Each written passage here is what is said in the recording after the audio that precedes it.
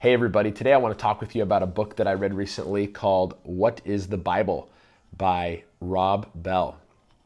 Now, some of you right off the bat are seeing the name Rob Bell and you're thinking, Zach, why are you reading a book by him? I understand Rob Bell can be a controversial, somewhat polarizing figure in Christianity. There's some people who have thrown him out completely as a heretic. There's some groups that have sainted him and think that he is the next great thinker in Christianity. And then there's those of us who lie in between and say, hey, listen, I think there's some good things that he says. I think there's some things that are probably things I wouldn't agree with. That's, I think, where I fall. I think it's so important for us as Christians to read broadly and to understand and to have as much of an open mind as we can with keeping our wits about us and always making sure that we're not contradicting Scripture, and always making sure that we're in our right mind and that our theology is grounded.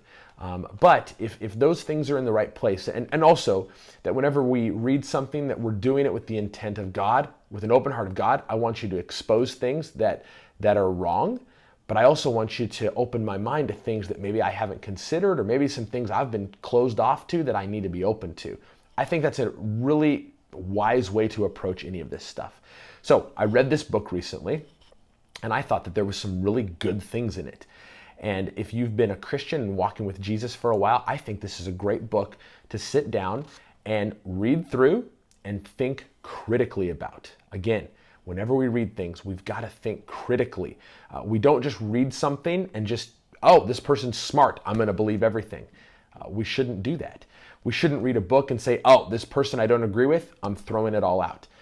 We've got to be mindful in our reading, mindful reading, critical thinking. That's why God gave us brains. That's why God gave us this ability to study and reason and think it out. So this book, I think, is really helpful for a couple reasons. A couple things that I think Rob Bell does extraordinarily well. He really challenges the way that people typically approach reading the Bible, especially Christians. And typically what we do, honestly, is in 21st century American evangelicalism, we approach the Bible and we read it through a lens of what we believe today and what we think today and how we feel today. And listen, the Bible is written for us, but not very little in Scripture was actually written directly to us.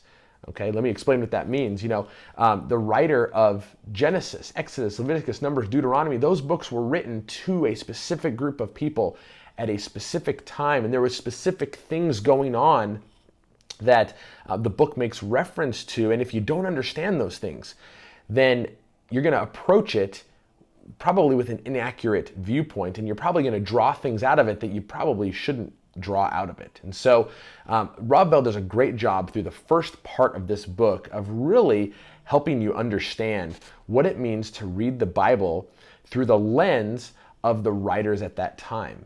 And listen, if you can do that, and if you learn to do that and you understand some of these things, it really what it does is it makes the Bible come even more alive than ever before. And it, honestly, for me, it gets me more excited. A lot of the stories that we read in Scripture, they actually make more sense. You can draw out more amazing principles. You really discover even more about who God is and his relationship with his people. And that's really the first part of this book. Now, as Rob Bell gets into the book, there's a couple places that I feel maybe I would disagree with his approach. One is in what chapter is it here? Chapter 21. The chapter's entitled, So How Did Jesus Read the Bible? And what he does is he talks about the way that Jesus sort of challenged and changed the way that Scripture is interpreted. In other words, what we see is that the religious leaders at that time in first century Jewish culture, they'd had an interpretation for how the Bible was to be interpreted and lived out. And Jesus challenges a lot of those things. You remember you'll hear him say things like, you've heard that it was said this, but I say this. Or Jesus would break certain laws and it would cause an uproar. And so what Rob Bell is arguing is that, listen, Jesus challenged us in the way that we interpret Scripture. And what he concludes, or what I believe that he ends up concluding, is that Scripture interpretation is intended to be done with a collective group of people. It's intended to be done collectively, and it's intended for people to be able to read Scripture and in a group collectively hash it out and come up with an interpretation. Here's where I think there's some danger in that. Some of the danger in that to me is that what that could lead towards, in my opinion, is groups of people getting together, reading the Bible, interpreting for themselves what they think it means, and then living it out, saying in effect, well, this is what we collectively agree, so we're going to do it this way.